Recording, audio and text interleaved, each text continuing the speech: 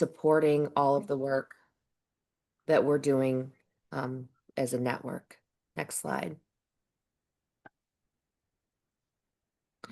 So today we're going to be here for a couple hours. We're going to do some welcome and introductions, which is what I'm doing now. We need to take our roll call.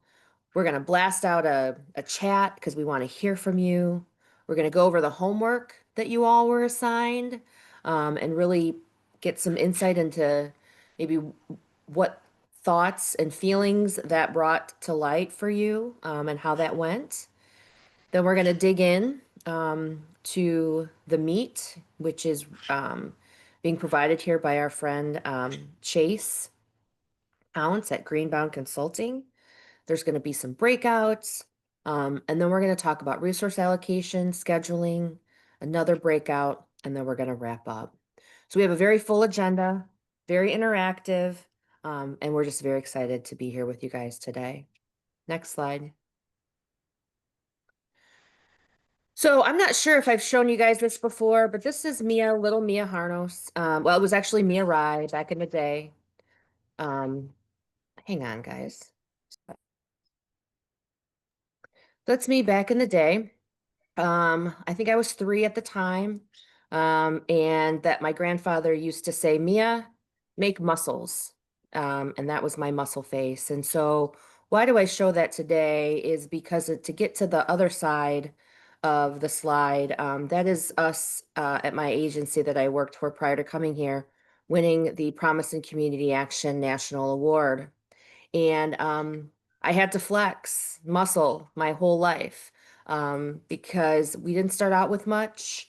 My personal story is one of, coming from very, very humble beginnings, teenage parents, and, just really knowing what it meant to live paycheck to paycheck and, knowing and recognizing I didn't really have all the same things that maybe my friends and peers did. And so from a young age, that's kind of how the fighting spirit, the fight that is needed today in our work kind of came from.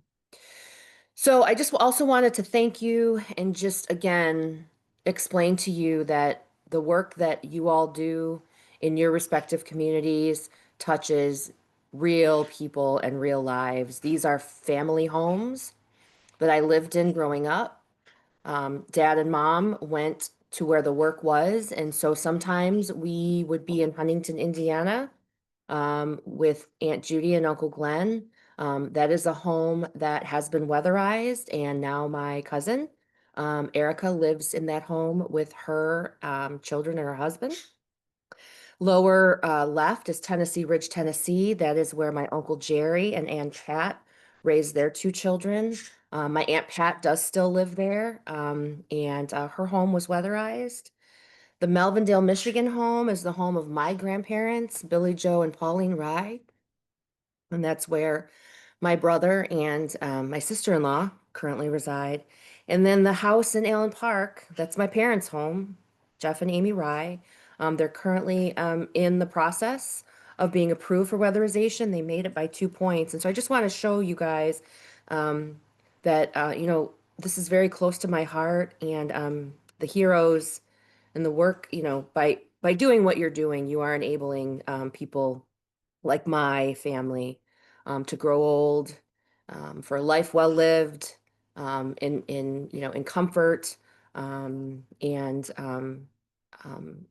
healthy and well.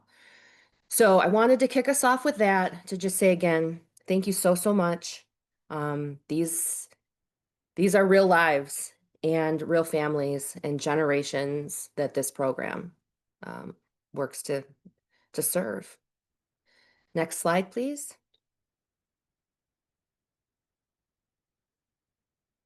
I'm going to turn it over. I don't know if all of you have met, and maybe you have met Aderica, but I just wanted to shout out Aderica. Aderica worked with me at the agency in Detroit.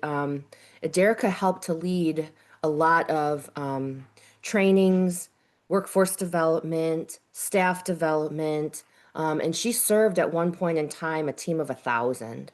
And so when I think about the impact that Aderica made here in my hometown of Detroit and Southeast Michigan, I just want to acknowledge that we really lucked out when she became available. And so I'm just really, really pleased to have her here as part of the team. So I'll turn it over to Aderica. Again, welcome everyone. Very excited to be here with you today. Thank you, Mia, and happy Thursday, everyone. I am going to do our roll call today. And so when I say your name, if you are present, please just type a P or present in the chat. So first name is Lauren.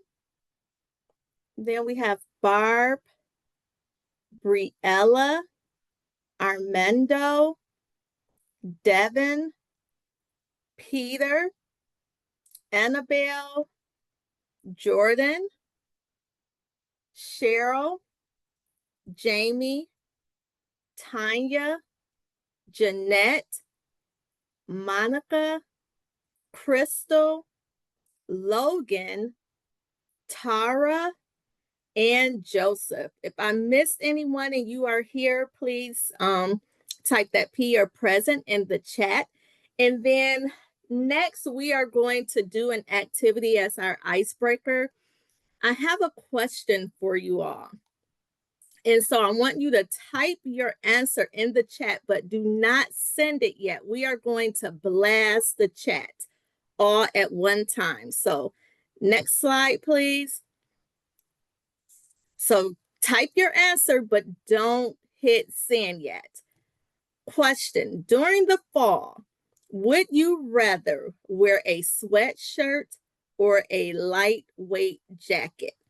I'll give a few seconds. Everyone type their answer, but don't hit send until I say so. Okay.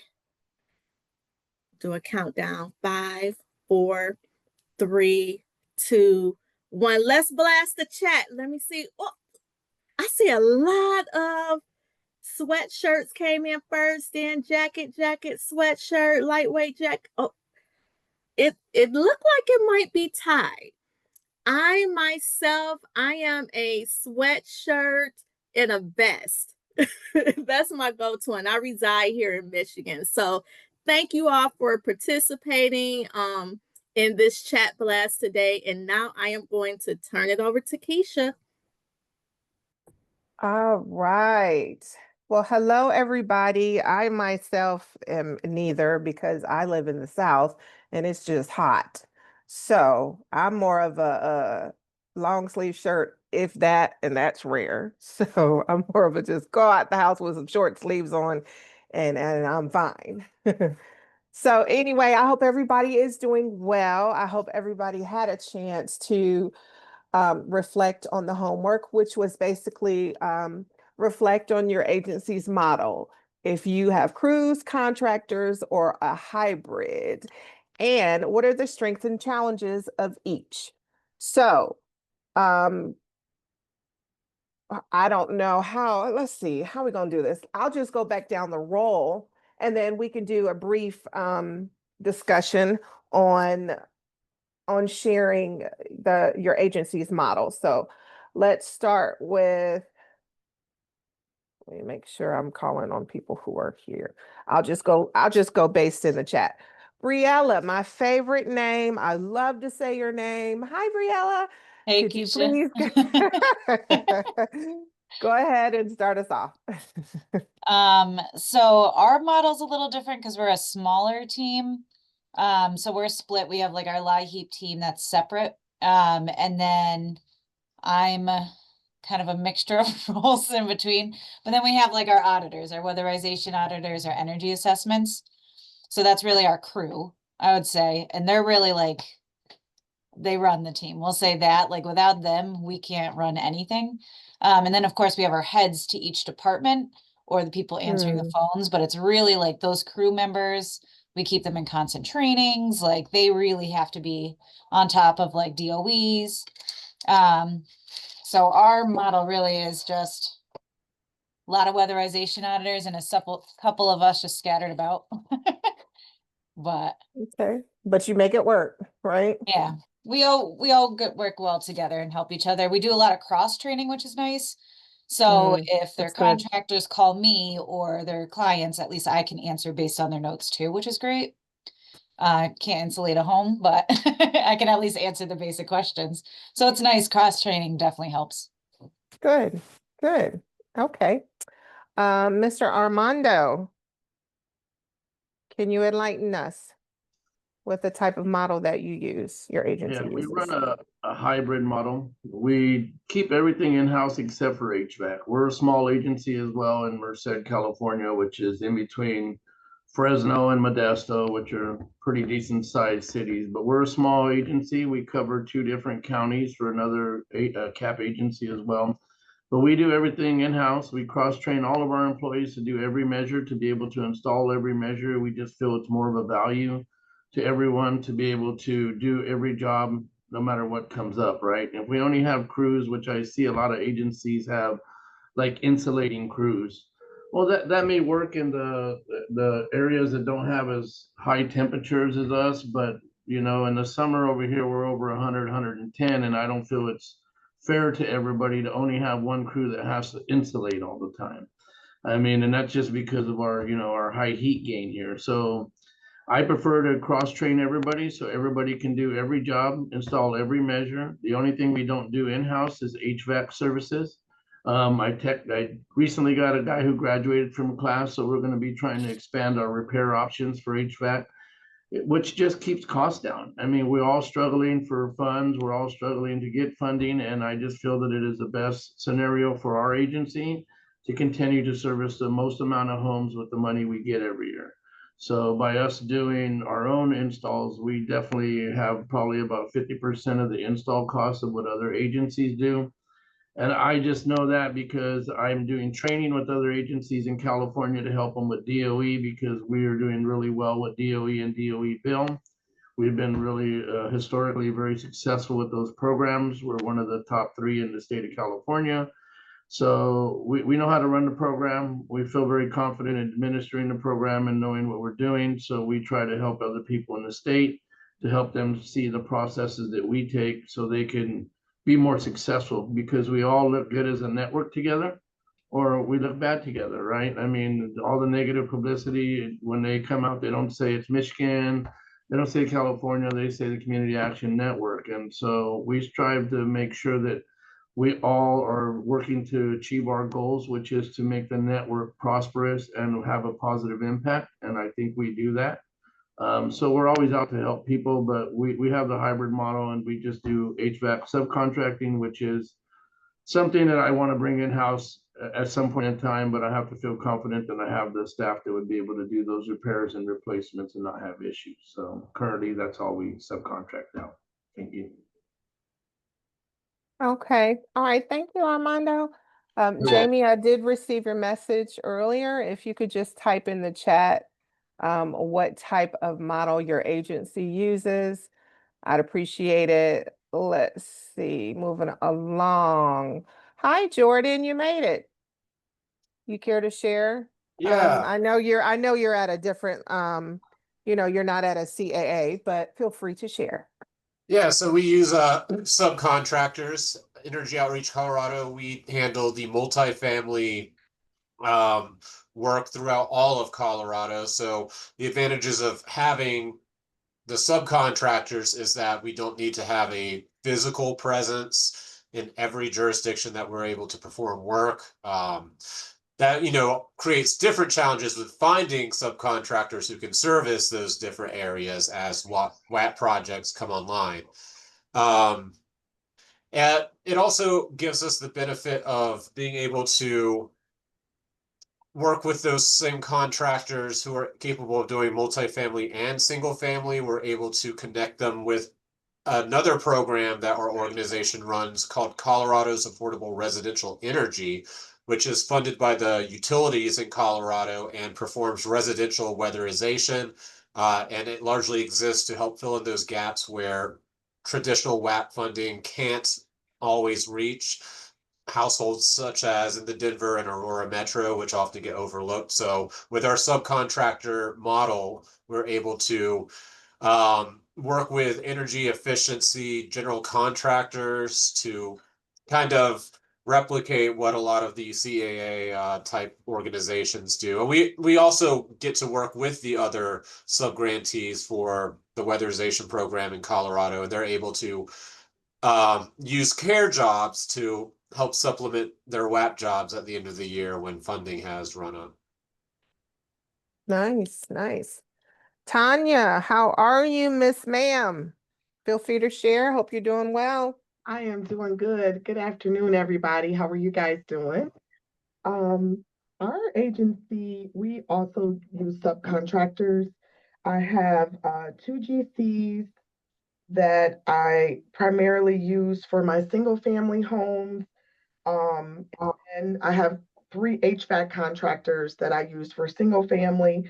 And then I have one GC that I use for multifamily right now. And then I've also just procured another GC that is interested in doing multifamily as well. So um, that seems to work well for us since we are a smaller agency here trying to manage all of Lake County. And so subcontracting the work out, I've had contractors that have been with us from, I guess, at the beginning of our weatherization program to, procuring new contractors each year as, we increase our production.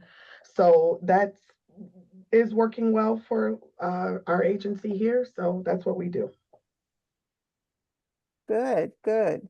Okay, we're gonna move along. We're gonna try to speed it up just a bit. Jeanette?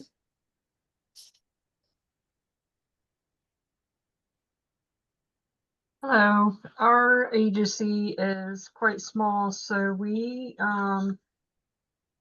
our motto is we're crew based and we just contract out like our HVAC. But I am working on getting our men trained for HVAC so it helps with our cost efficiency. Nice. Keep it all in-house, right? Yes, yes. Good. Crystal, how are you today? I am great. How are you? Doing well. So there are actually just three of us in our actual weatherization department. We do energy auditing and QCI and are cross-trained on, or I'm working on cross-training them on all the paperwork part of it too. So we use subcontractors, and fortunately, all of our subcontractors are able to go to all 13 counties that we serve. So That's great. that's how we do. That's great. That's great. All right, Monica.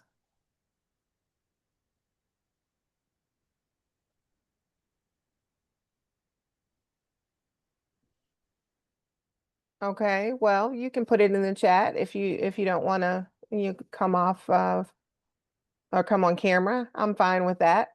Miss Kylie, how are you today? Hi, good morning or good afternoon, rather. I'm doing well. How are you? Doing well. So, all the agencies I've worked at in Massachusetts, they're all set up pretty much the same. They actually share a lot of the same subcontractors.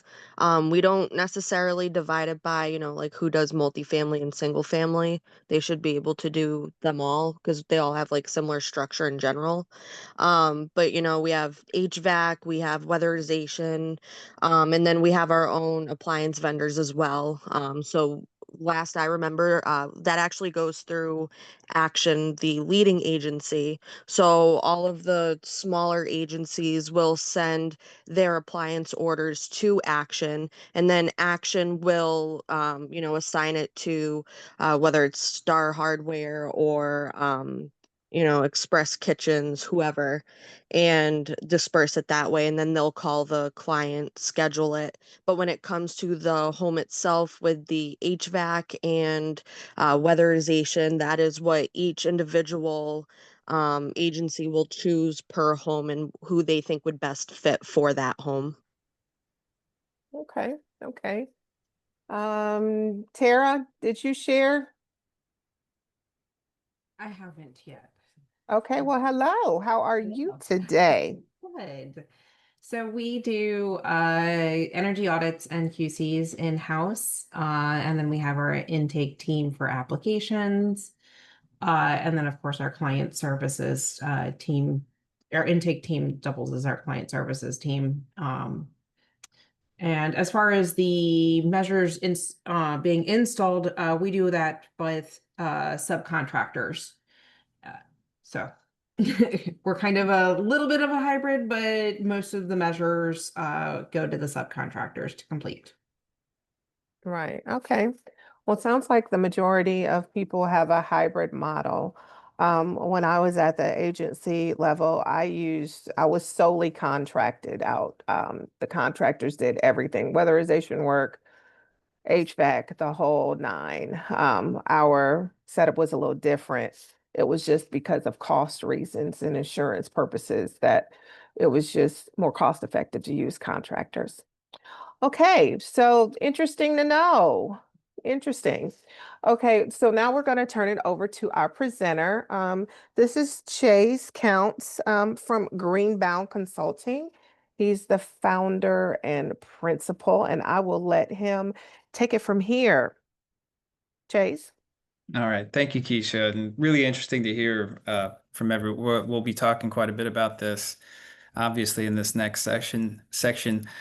So yeah, as Keisha mentioned, I'm Chase Counts, founder and principal of Greenbound Consulting. I got my start in weatherization in 2010. I'm an Aura baby after a chance encounter with Anthony Cox, who many of you may know. He's a brilliant weatherization trainer. And so I joined CHP Energy Solutions, or Community Housing Partners, which is Virginia's largest weatherization provider, as a building science and weatherization trainer. I moved on to lead our utility programs. Actually, let me move this forward.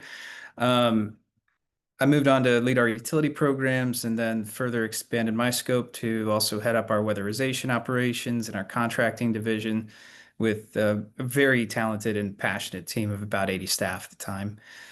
Greenbound, we're headquartered in Richmond, Virginia, and I'm joined by my brilliant older sister and senior consultant for Greenbound, Jessie Counts, who's dialing in from Oak Ridge, Tennessee. Jessie will be helping us keep on pace and capture any questions that may come up in the chat. I have kind of limited visibility in the chat at the moment. And our objective today is to share lessons and frameworks for existing and emerging leaders in weatherization that we've picked up over the years. So with that, this first section, which we've teed up quite nicely, and for context, CHP, we ran at our peak, we had 16 crews, 16 two-person crews across. We had 4, now 5 distinct weatherization territories throughout the Commonwealth of Virginia. And we also had a contractor network of over 100 trade contractors, as well as a handful of turnkey weatherization contractors. So we took a hybrid approach. And in this first section, we're going to be focusing on how work is actually implemented in the Weatherization Assistance Program. And our objectives for this first section demonstrate a comprehensive understanding of factors that typically drive the crew-based structure versus agencies that utilize outside contractors. And we'll utilize a decision matrix to develop strong analytical skills in determining a future decision regarding local crew-based employment versus outside contractor utilization.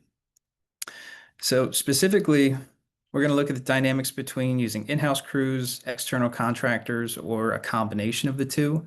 And this decision really helps shape everything from production efficiency to quality control, workforce development, even community impact. Understanding these different approaches will really help us choose the right model for each individual's organization structure, considering also funding and local context. So to begin, we're going to start with the in-house crew model, which sounds like lots of folks are very well aware of.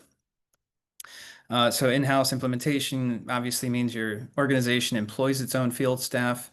This includes installer technicians, energy auditors, quality control inspectors.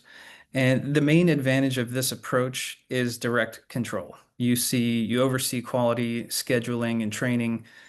You can build long-term internal capacity, which can lead to capturing some additional opportunities that may present themselves.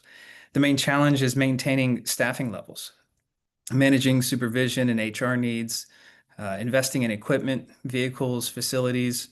And one thing that it sounds like I think uh, I think Armand mentioned they're sharing staff across organizations through interagency agreements, which is allowable under 2 CFR 200 318 Section E, which not everyone is familiar with, may not be familiar with.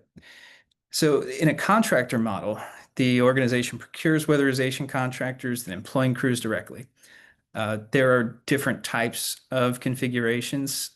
Some contractors may handle installations only, while the while the weather excuse me, while the weatherization agency may conduct the energy audits and quality control inspections. Other contractors may perform those audits or inspections, and some contractors do all three. This approach, the main benefit, it provides a lot of flexibility, can provide speed and scalability, especially for agencies, maybe smaller agencies or agencies with in regions with seasonal demand or limited internal staffing capacity. It also introduces challenges in oversight and quality assurance. Contractor work still requires, strong monitoring and clear lines of communication and establishing expectations and maintaining compliance with procurement rules like those outlined in 2 CFR 200 318 Section D. And then lastly, we've got the hybrid model, which sounds like most programs use some combination of in-house crews and contractors. So for some, in-house crews may handle the building envelope measures, while contractors manage HVAC, electrical, or other trade work. This approach really allows programs to leverage in-house expertise and maintain that flexibility when workloads shift or when specialized trades are needed. And trade-off is complexity. Managing multiple workflows, ensuring communication between crews and contractors requires a lot of coordination, clear processes, procedures, protocols, and lines of communication. So how do we go about choosing which model is right for an individual's organization? It's not just about preference. It's really more so about the context, the environment in which you're operating in. Selecting an implementation model depends on several factors, and we won't go into much depth here, but just to kind of highlight some of the considerations. Population density may affect travel time and productivity. Housing stock and home conditions influence what kind of repairs or measures are needed. Labor market conditions and available skills, they play a major role, and so does geography and climate. Socioeconomic factors and cultural or linguistic diversity also matter when serving clients effectively. And then finally, funding levels, program goals, and even local partnerships help determine whether an in-house contract or a hybrid approach makes the most sense. So even when the ideal model seems clear, organizational realities often shape what is possible. Budget limitations can restrict hiring or equipment purchases. Grant cycles may affect the timing of when staff can be onboarded or when contractor procurements occur. Administrative capacity, this is a big one, especially with smaller agencies. It can influence whether an organization has the resources to supervise in-house crews effectively, having to do things like developing job descriptions with competitive wages, having strong onboarding and offboarding procedures, especially for poorly performing staff. Effective leadership, which includes coaching and disciplinary procedures. All of these play a role. And then Lastly, facilities and fleet availability also play into these decisions. Limitations of physical space, tools, vehicles, things like warehousing, parking, even administrative offices are all considerations. Oh, here we go. And then we also can't forget the compliance framework, which provides another layer of consideration. Federal, state, local regulations establish standards for procurement, hiring, and performance. For example, we referenced this earlier, but 2 CFR 200-318 Section D outlines how subcontractors are selected to ensure transparency and competition. You also may have funders that set performance priorities, training requirements, even documentation requirements that may differ from what's required for federal weatherization or LAHEAP. All of these expectations shape how your team structures its work and monitors its performance. A couple of other considerations for your review. Additional dynamics that come into play beyond just compliance and budget. Timing is a big factor, especially when scaling up or down based on funding. Finding those of us that were around for ARA recall the quick ramp up, ramp down. If you have utility programs suddenly hit and they may be on a 2 or 3 year window, that could also play a role. Finding and retaining talent is one of the most challenging, persistently challenging areas of our field. Identifying the right talent and retaining them brings its own challenges. Growth often brings increased supervision costs, growth within the organization, and leadership must plan for how to support new staff effectively. And community and economic goals also influence decision making. Some agencies may prioritize creating local jobs or training opportunities as opposed to effectively exporting those to outside contractors. And then you also want to make sure you're matching skill and training level with program requirements.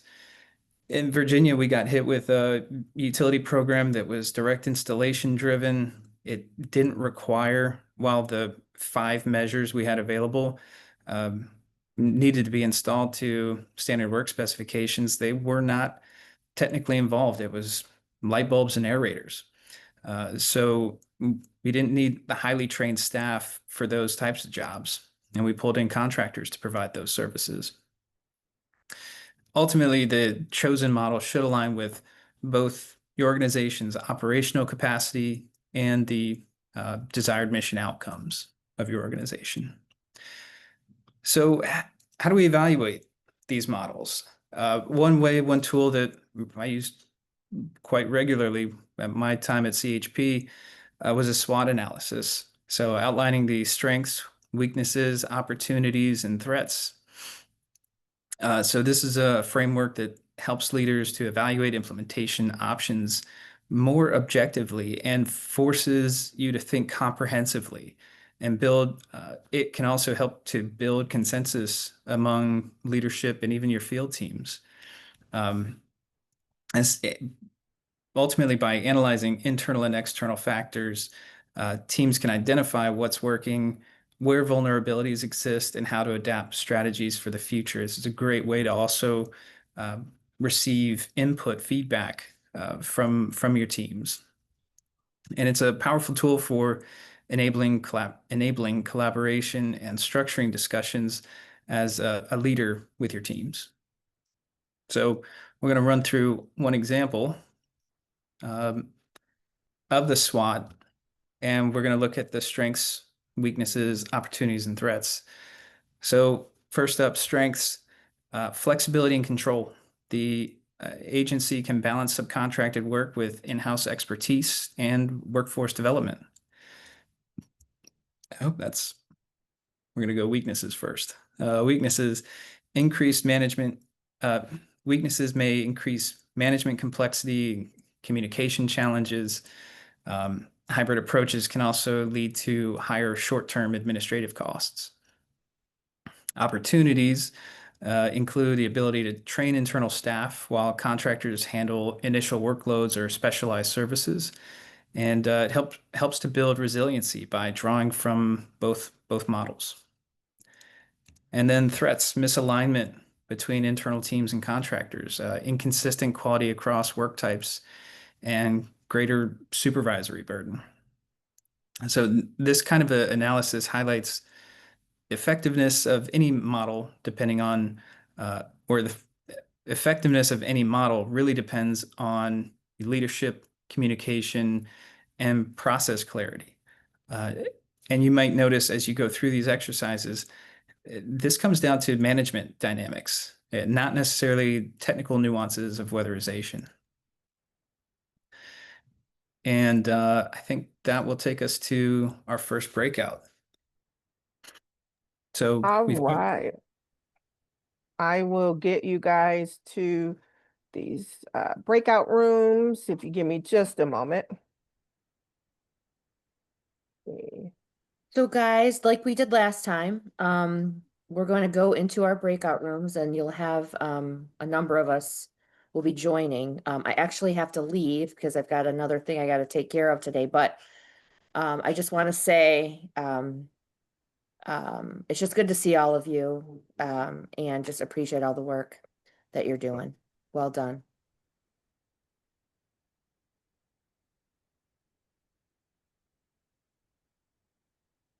Okay.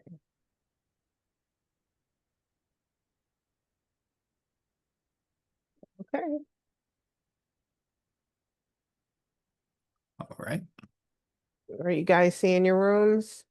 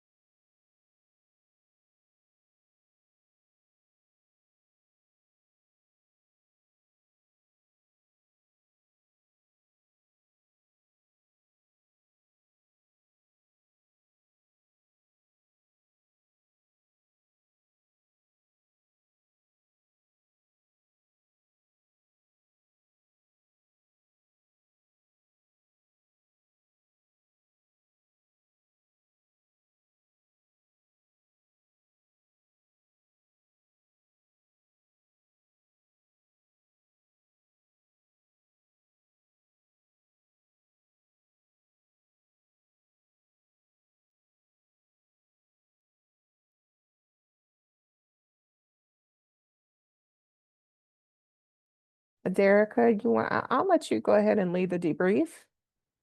Your turn. Thank you, Keisha. Well, welcome back, everyone. I hope you all had a really good discussion in your breakout rooms. I was in room 1 with Tanya and Tara, and Jamie joined us as well as Jesse, which is another subject matter expert. And we had a really good conversation. I am going to hand it over to our group spokesperson, Tanya, to share with you. As a reminder, the question was, what are the advantages and disadvantages of using a crew versus contractor for your operations? So Tanya, thank you again for speaking on our behalf.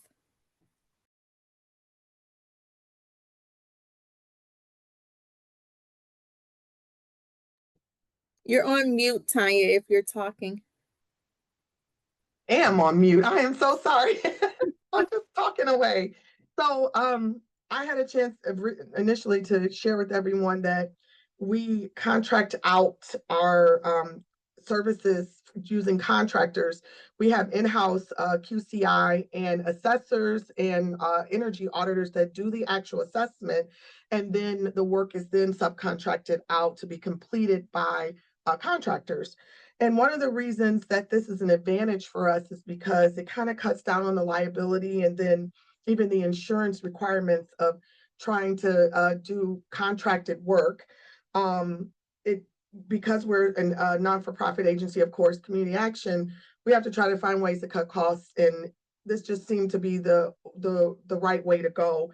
I know I mentioned just with our contractors, they're more able to get out and do the work and get the work done, and they kind of own that work. I mean, in other words, meaning they're going to be accountable for it. They're going to make sure the work is done right. We then can go and check that work and make sure that that work is done properly. So it's not like, with the crew base, and for those agencies who do it, I'm not knocking that at all, but sometimes when you have someone that's actually doing the assessment and actually doing the contractor work, it gets a little mucky at times because you're then kind of checking yourselves against each other. And I'm sure you guys have processes in place, but it makes it easier for us to separate that. So then we then have our QCI people that are different from the actual contractor. And then, like I said, the contractors have a buy-in to this, meaning they got to make sure this work is done right in order to continue to make money for their businesses. So it's not something that they can take lightly as well.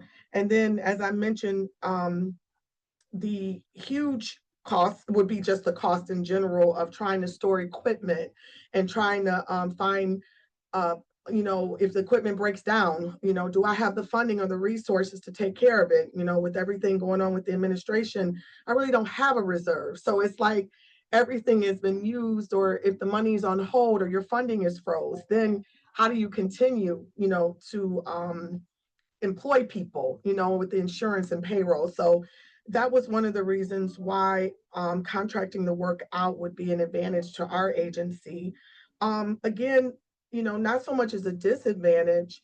It is, in a way, I could say it could be a disadvantage in the fact that production may move a little slower than it would be if you had everybody in-house right there. Because then you can say, hey, I got this on your schedule, get out there. You can schedule a little better. Whereas, yes, we do have to work around our contractor schedule. I do gear them up for the program year. So I kind of prepare them ahead of time of what jobs are going to be coming out. Once we get our desk audits approved from our state, they kind of already know in advance, okay, I'm going to be getting about 8 jobs here, or, 6 jobs here. So they can kind of plan it out. But a lot of times, I think last year, some of our contractors were tied up with outside jobs, outside of weatherization. So we had to wait a little bit. So that could be a disadvantage of using subcontractors. So it's really about how you manage it, per se. So hopefully that's, and some information for everyone. Yep, great job, Tanya. Thank you. Was there a group that shared advantages of having a crew, like an in-house crew? If so, can someone talk to how that discussion went from that group? I may nominate Armand from our group if you're willing and able. Thank you, Chase. And thank you, Armando. Yeah, I think that I feel it's a benefit for our agency. Not everybody's the same. I think Tanya did hit it on the head that, you know, with subcontractors, you can probably increase your production pretty rapidly because there's multiple subcontractors out there versus what your crews can do in-house, right?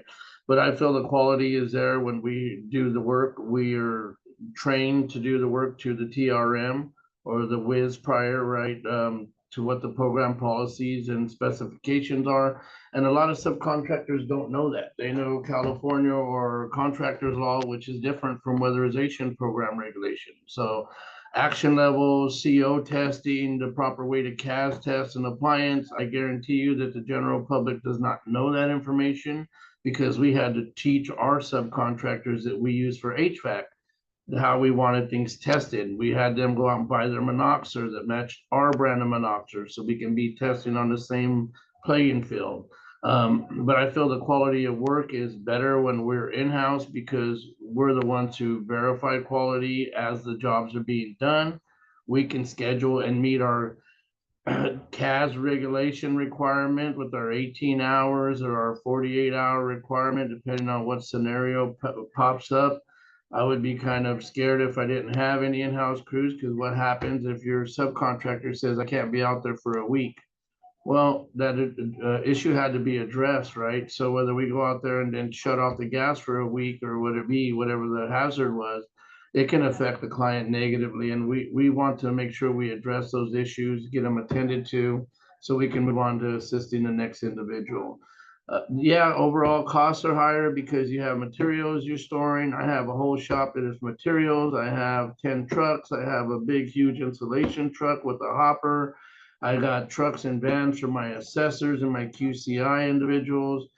But again, we just find it as a good model to go by for our agency because we are a small agency and we can keep the quality of work to be top notch, right? The quality doesn't suffer because we're helping low income individuals. But it also, I think we can find issues before the job is done because we go and we do on-site job stop by just to check on the quality of work as the work is progressing in every house that we work on. So I just feel it's best for our agency. I do see in other people's standpoint where it might be more beneficial to go with the subcontractor. But we've done the calculations and overall, even if we were going to outsource everything, it is cheaper for us to have people with fringe benefits, with benefits in retirement, and it just provides a better impact for our community, for the workers, right? Because we know they have retirement, they're putting into our retirement. We know they have health care because they're part of our health insurance plan.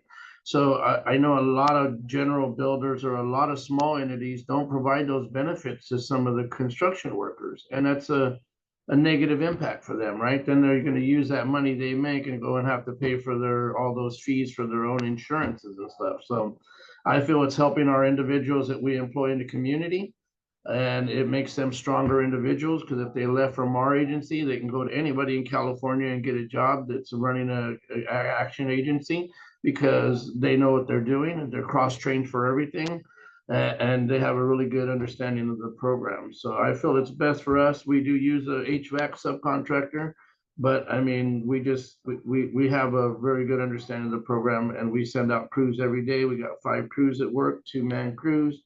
We have a crew leader that runs the crew that does all the paperwork. The other individual that's a little lower level or entry level, he helps do all the measure installs. We train everybody in-house.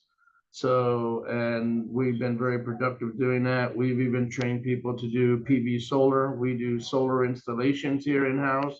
We do all the electrical hookups. We do panel changeouts. We do it all. I'm lucky enough to have 2 other general builders here that work with me besides myself. So we have a vast knowledge of construction and what is able to be done and not, and realistic expectations of the jobs. So I just feel that it's a good model for us to go with. It was like that when I started here, and we're continuing to improve the whole process and be more efficient and work more efficiently with the funds we have. So thank you. You are welcome and thank you. Thank you both. I think we just heard from two great examples. They both each included some of the benefits, like when the production side, the budget, how it impact, all that kind of stuff. And I heard them both talking about how their model affects scheduling and their resources. And with that, I am going to turn it back over to Chase to talk to us more about resource allocation and scheduling. Thank you for that discussion, everyone.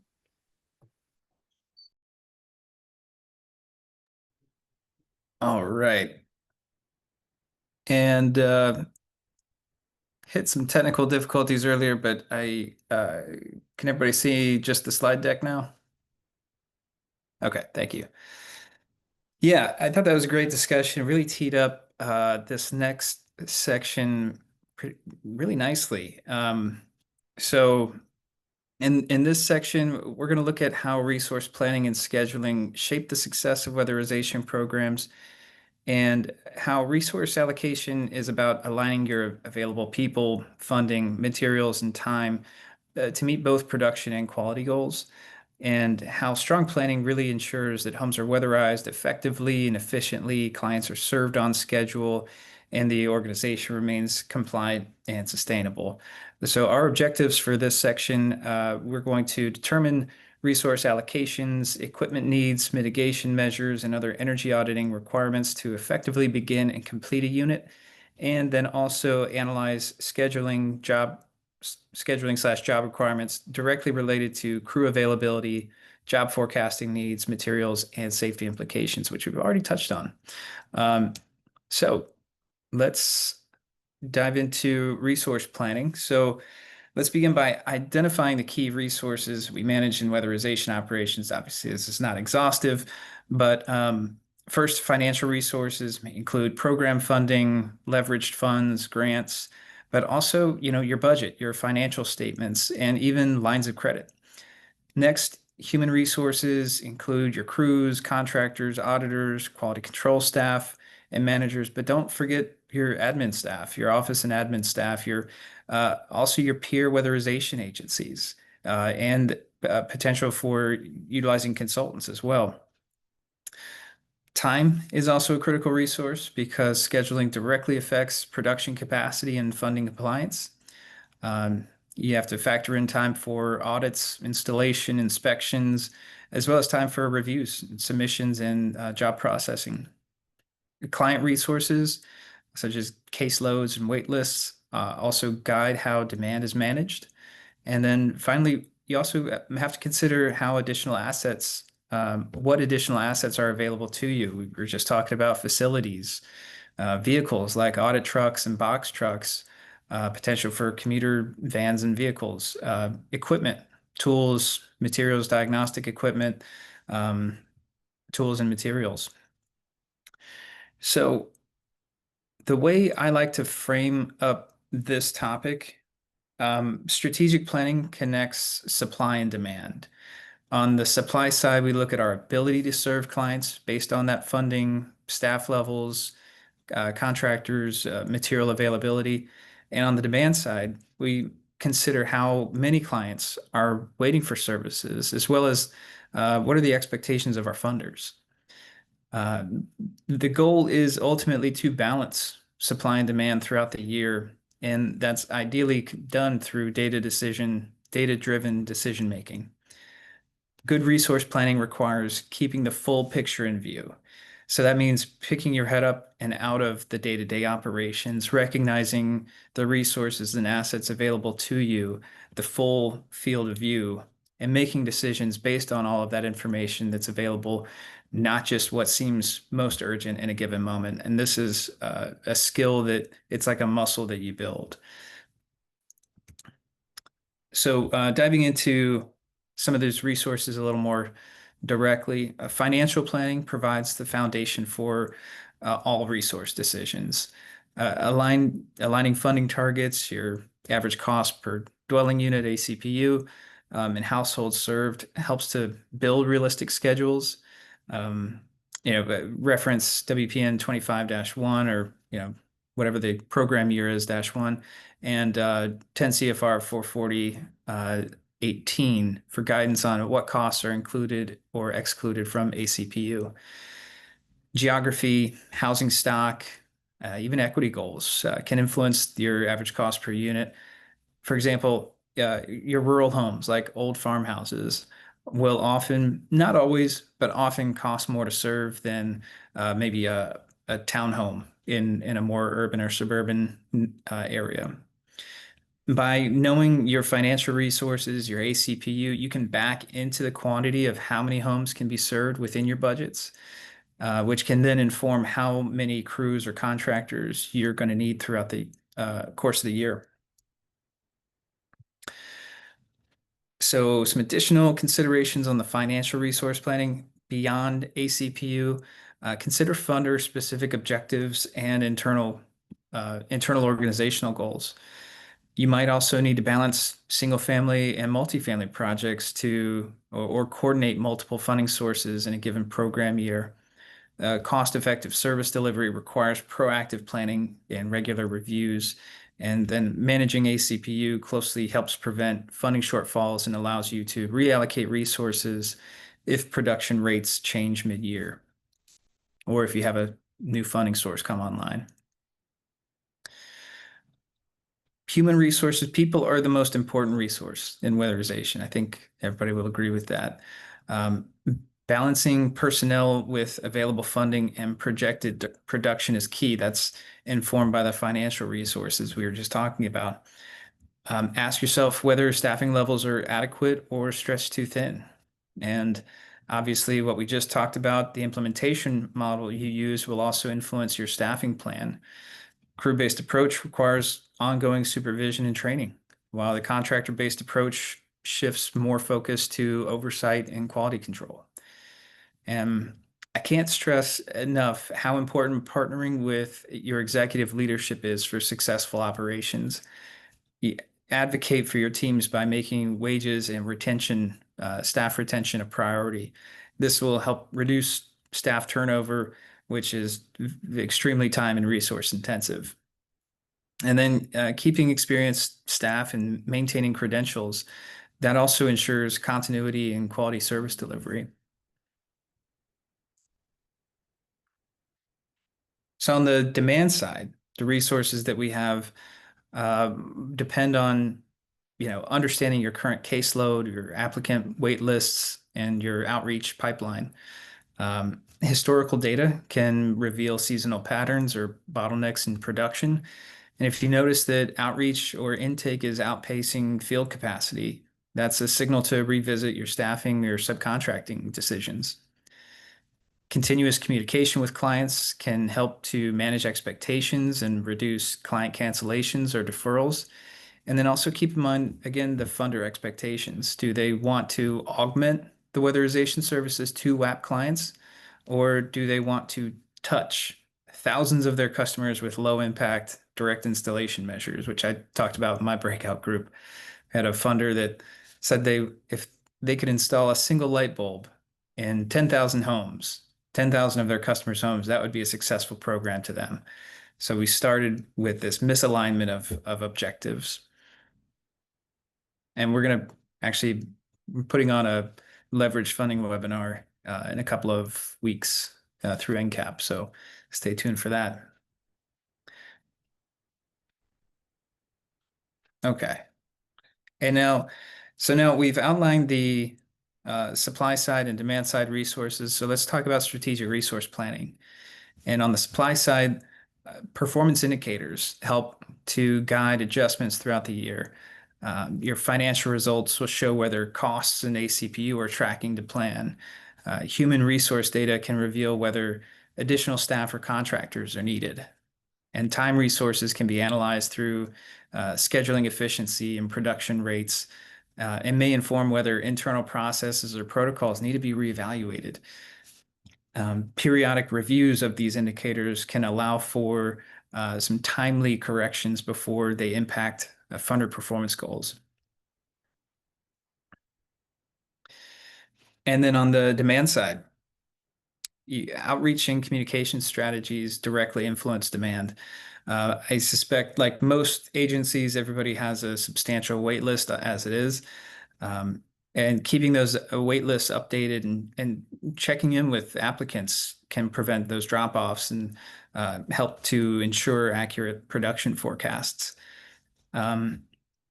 Outreach, this is something we were kind of touching on in the breakout discussion. Um, it, Outreach is storytelling. And when you share the mission and impact of your program, you can attract community partners, referral sources rather, and future clients.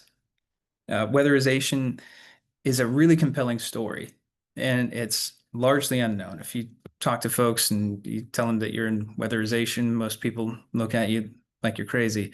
Never heard the word. But it's a story that a lot of people, a lot of partners and funders want to be involved in once they understand what it is. And then again, understanding your funder expectations, which includes production targets.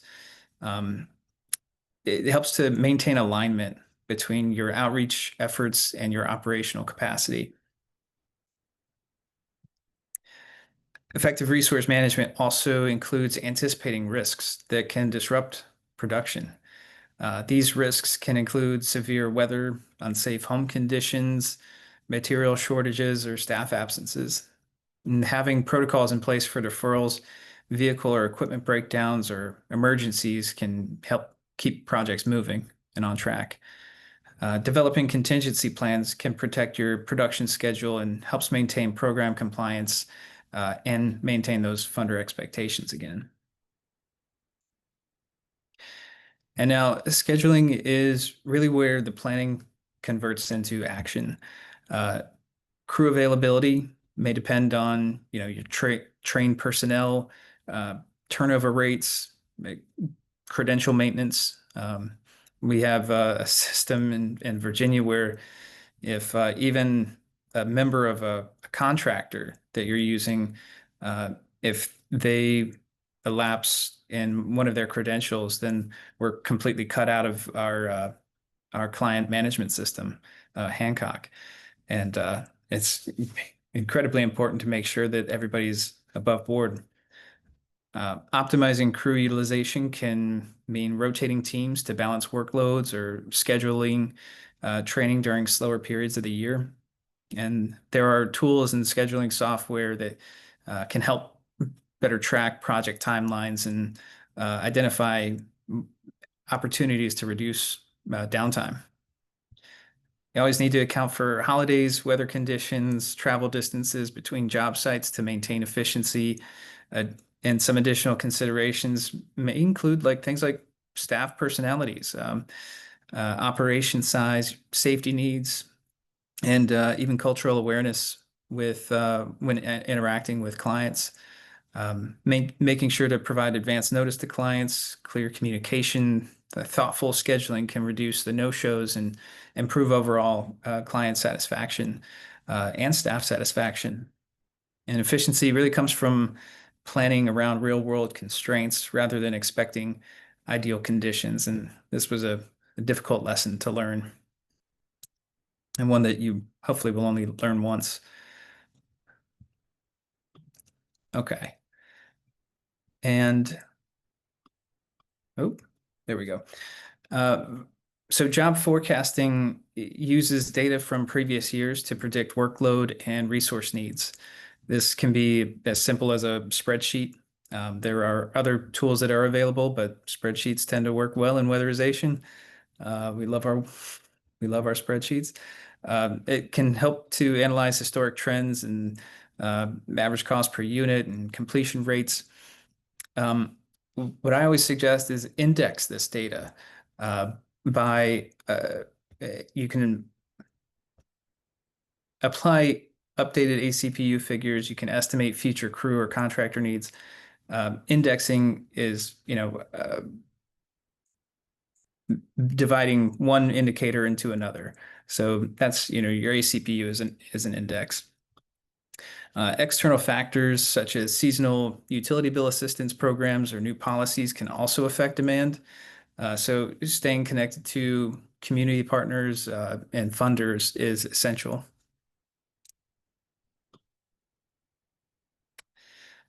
And then material and equipment planning can really make or break a schedule. Identify and align material needs with project scopes early, especially when specialty items are needed, or there are strains on supply chains like we experienced during COVID, or there are new standards that change, like the refrigerants for HVAC systems. Track those lead times for orders and maintain an organized inventory to avoid project delays. Inventory management systems can help ensure tools and supplies are available when they're needed. And then again, when possible, use historical data to anticipate material usage and budget needs. And then when resource allocation and scheduling are managed well, there are several benefits that can be realized. You can potentially recapture reallocated funds more efficiently. You can strengthen staff retention by maintaining stable workloads, improve relationships with funders and key stakeholders. And good planning also reduces the risk of operational disruptions or delayed reimbursements. For smaller organizations, this can mean the difference between steady operations and financial strain. And resource management is not just an administrative exercise, it's really the foundation of having a sustainable program for your operations. And that will take us to our next breakout. All right. You guys seeing these questions? Let me get these breakout rooms together. Now, these will be a little bit shorter, about 10 minutes this time, okay? So you got to talk fast. All right.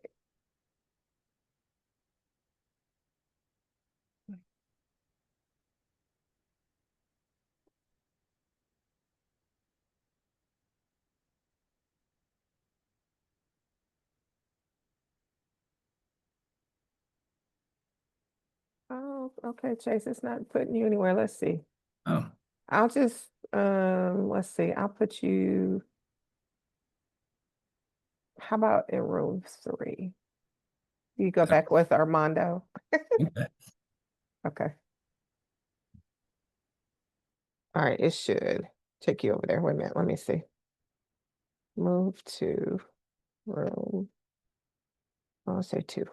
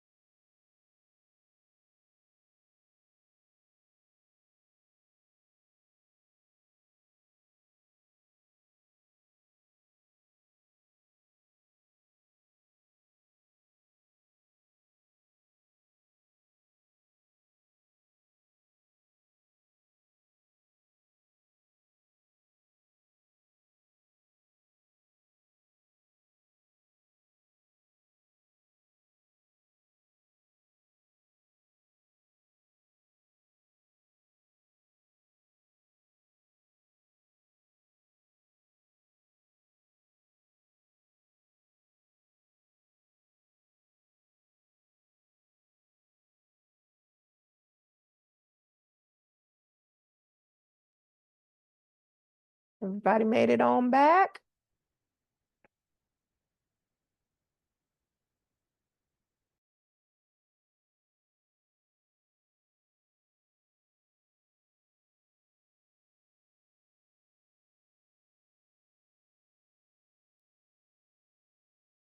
Okay. Well, we're going to do like we did before and let Aderica handle this section and keep us on task. Well, sure. So the first question is, how will you prioritize your homes? Which homes to weatherize first? Let's start. Which group did not get to talk last time? I know we heard from group one, and then we heard from Armando group. I'm not sure if you were two or three. Which group did not get to go last time? Group two. Let's start with group two, question one. How will you prioritize which homes to weatherize first? Well, Keisha, is that your group, or Chase, that's your group? that was the group I was in, and we got kind of tripped up by this. We started talking about the priority numbering and challenges with having folks maintain their spot on the wait list without ever really advancing. Can I volunteer Briella? Yeah, we didn't have a exact, ours is like a work in progress group kind of discussion. Just because we've tried a lot of different systems. Two of us are part of Massachusetts agencies. So our system's a little bit different because we go under like a state board.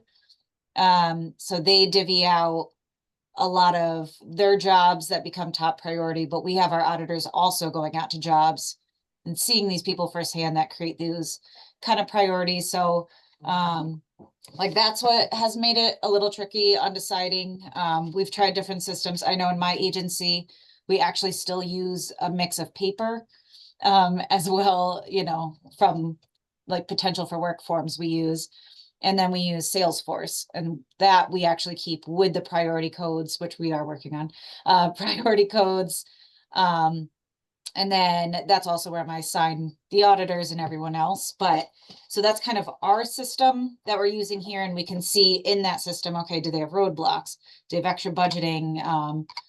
A lot of children in the home, certain things like that. It's a little hard because like, I don't want to base it on, I don't know. Like it's hard to say like who is it, the person that got it first, had the service first, or is it the person very, very hard in need, and they're freezing in their home and they have a lot of children and newborn babies. So I think that's kind of like the tricky part that we're at.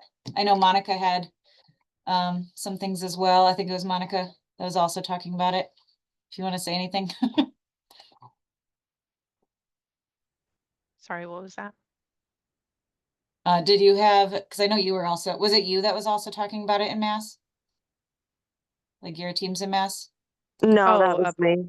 Oh, I was like, no. sorry. I was like, someone. But yeah, Kylie, if you had anything to add. Yeah, no, ultimately, I mean, unfortunately, some people, as they say, fall in the cracks, and they get lost for a while. So ultimately, what I was trying to do in my agencies was prioritize people who have larger needs. Like if it was something more serious, like there was a case where there was a child with cancer and there was a doctor's note because they had mold in the home. So that needed to definitely be prioritized for their health and safety. So ultimately health and safety in my agencies would take priority, and the people who can kind of get by, it's of course first come first serve, but if they're willing to or able to wait a little longer, then for someone with health and safety issues, we would prioritize that way. Thank you both for sharing. And for this question, I'm going to ask Tara to just share a system that she shared in our group. I know, Briella, you mentioned Salesforce. They are using a cool system as well. So one of the ways that we reach out to clients, and I will preface all of mine with saying we don't have a wait list per se. We are very fortunate in that if we need more funding, we are the I don't want to say production juggernaut for the state of Maryland, but we kind of are. So if we need more funding, like we always have it. But one of the things that I do when I'm trying to reach out to clients is we also have the DOE priority listing. I always sort the clients as we get them from the state by their priority level. And that's just how we start making the phone calls out to them. Something that we just started doing, and I'm going to drop the links in the chat for you guys too, is really formalizing our email approach to these to clients. So quarterly, I'll take all of the clients that have an approved application but haven't moved over to having an audit done. And I will send out, I'm going to start to send out this email. I just did this last week. The platform that we've moved to is called Some More. And if you have a Head Start agency or a Head Start component to your agency, you might be familiar with this. But this has helped to solve the issue for having very consistent, very clean branded templates. And the other benefit to this is it will auto translate your templates, your newsletters into like 300 different languages. So I don't have to spend my time and my resources making sure that I have everything translated into the languages of our clients. So I'll drop those in. You guys feel free to take a look at it. I think I hit everything that you guys wanted me to talk about on that. Yes, you did. I think the bonus and the aha moment for me in that is the translation into the multitude of languages. We always want to make sure that we're able to communicate with people in the way that they best need us to. So kudos to that. I know we have other questions on here, but I want to make sure that we allow enough time for any questions and any other dialogue. So this was our last breakout session, and we don't have any more content to share during this time. But is there anything else that came up in your group that you're like, I want to make sure that I share this with the larger group, or you think it's beneficial that we all hear that information? If you can come off of mute and talk and share, we would love to hear more about what's going on in your agency or in your area. If I could share something real quick Sure. that Tara mentioned in our group, and I thought it was just this light bulb moment.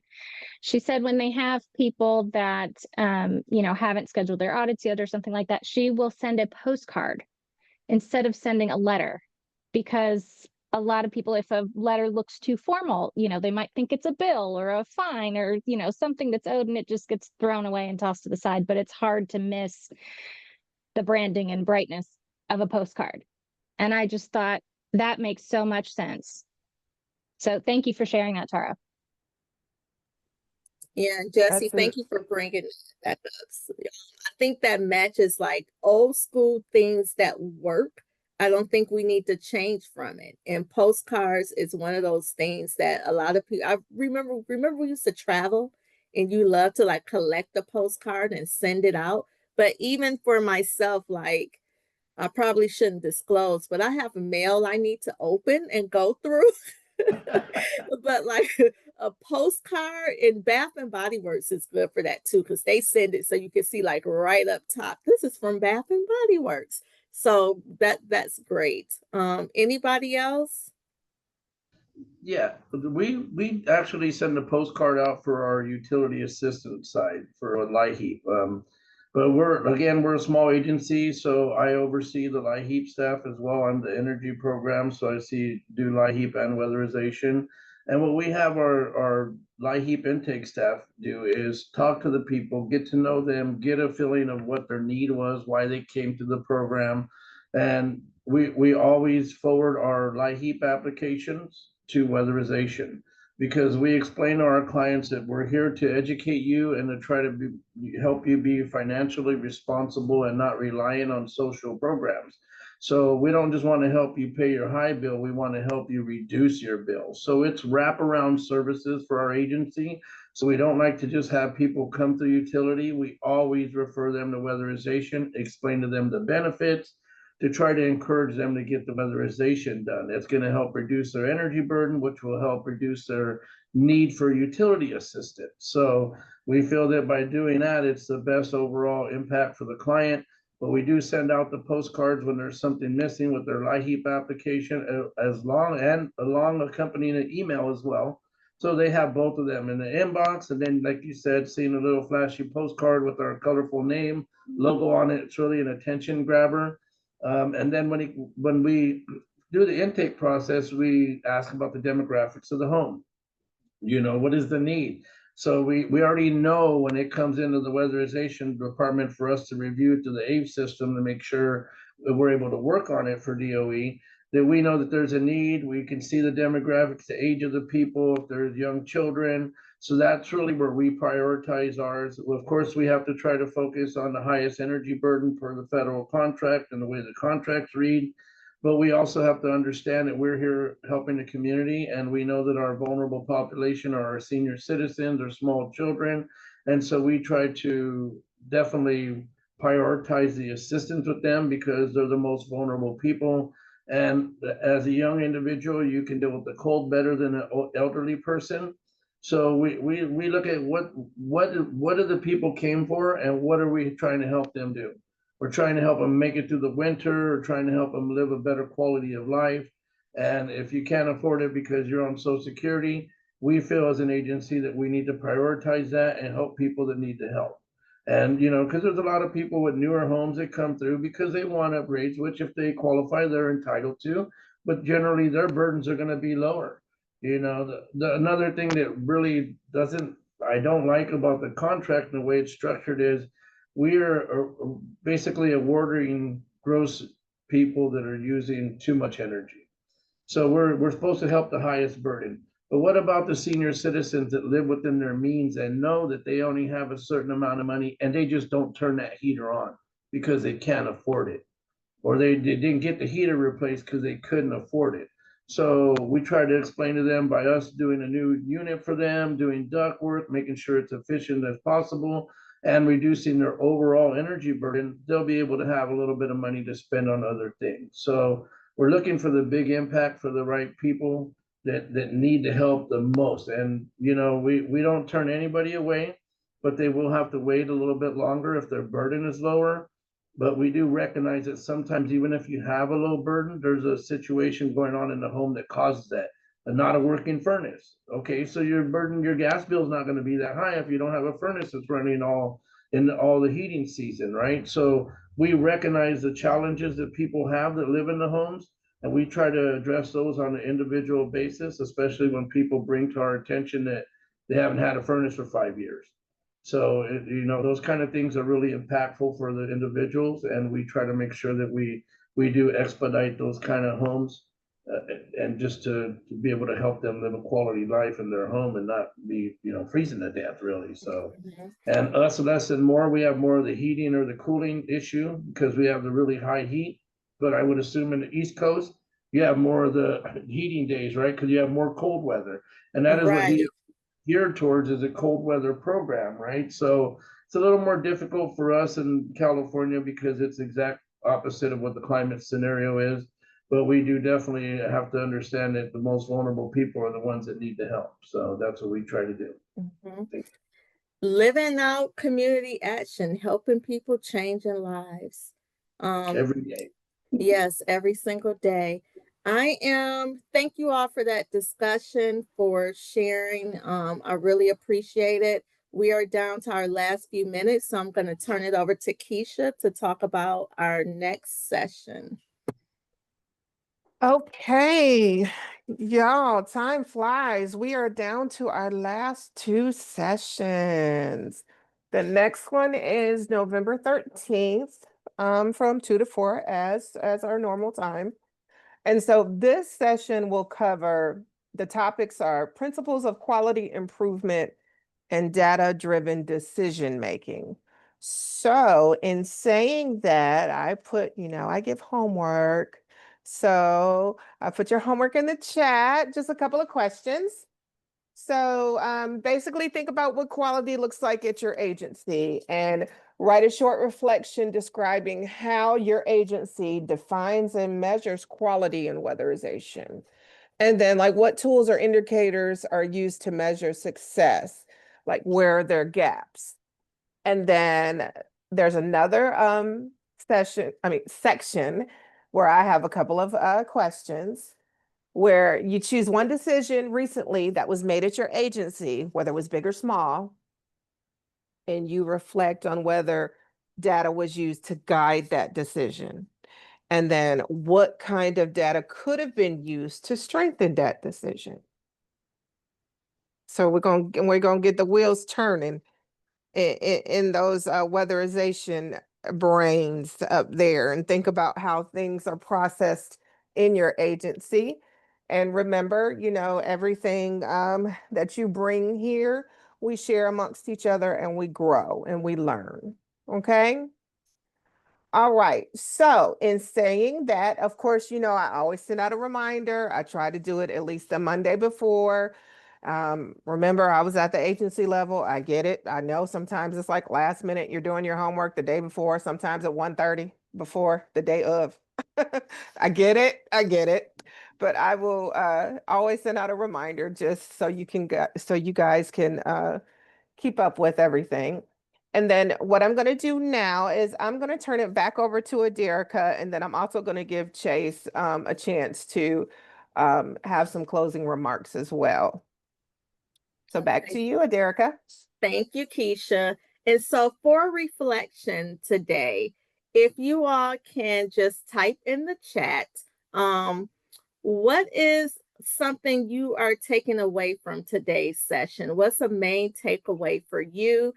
Or what is something that you would like to add to the discussion that you didn't get a chance to share, or you feel is important to what we talked about today? Crews versus contractors, resource allocation, and scheduling.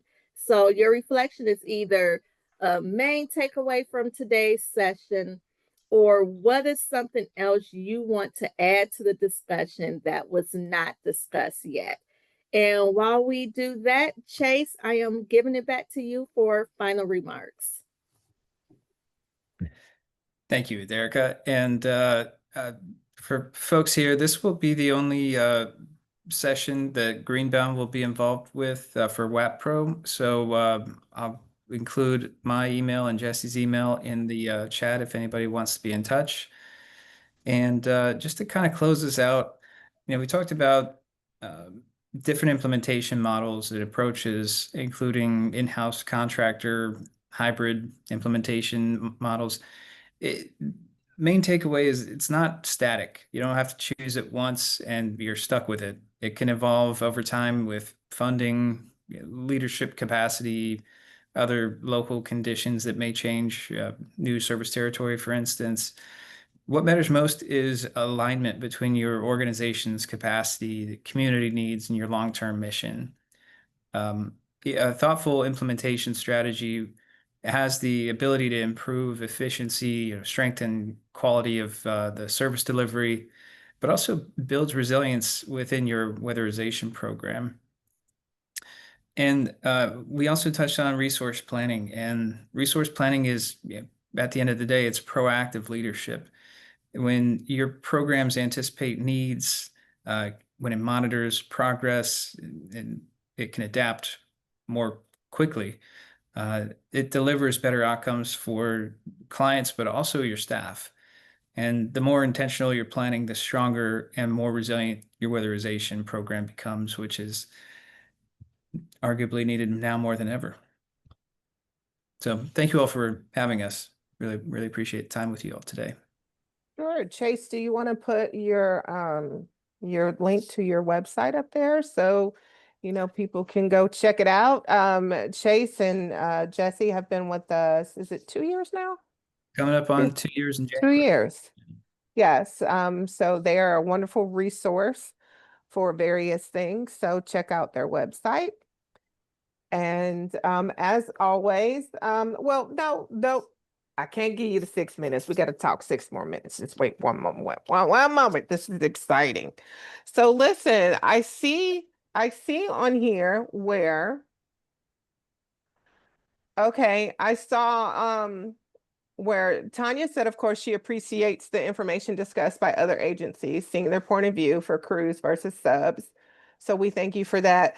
I kind of have to agree with Aderica with the 300 languages. When Tara, when you said that, I was like, wow, that is huge. And so what kind of area do you cover? I mean, is it just like one, how many counties do you cover? So we covered 23 counties, but Wow. the languages that are in some more are supported by Google Translate. So it's already integrated into it. The Some More platform is something typically you'll see in education. My daughter's elementary school actually uses Some More as well to communicate with the parents.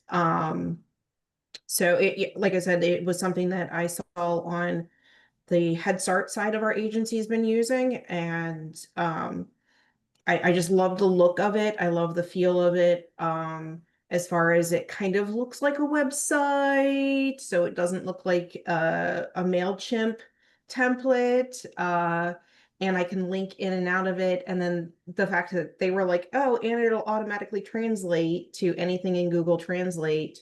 I was like, yes, this is so a lot of, I should say our Head Start agency gravitated towards Some More for this feature because this is a Head Start requirement. And I think it's just definitely necessary for our area. The county that my office is in, we are primarily English speaking, Spanish speaking, and then Korean speaking. So trying to find somebody that can translate our documents to that is really making sure that each document takes a lot of time. And this is, you have to be mindful of the words that you use in the context, because Google Translate, we all know, isn't going to get it perfect, but they can at least get the gist of it. And then we can start the conversation from there. So, I mean, and this is literally like just started using it in the last 2 months or so. And I can see the analytics on it. So it's coming into the data side of things, which I love for next time. Awesome. Wow. That's huge. That's good to know. Okay, guys. Well, I guess I'll give you a few minutes back. Big shout out again to Greenbound for helping us today for our module 2.2. Please feel free to check out their website for any of your consultant needs. And I will see you all next time. You enjoy the rest of your day. Bye, Thank you. everyone. Thanks, everyone. Have a good day. Thank Bye-bye. you.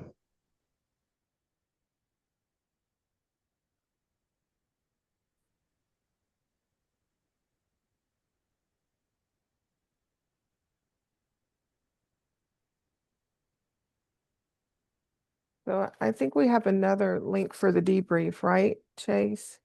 As backup. Okay. Oh, okay. Well, I guess we don't have to go there. We can just stay here. Yeah. So, okay. Oh, you know what? Let me turn off the recorder. How do you just My computer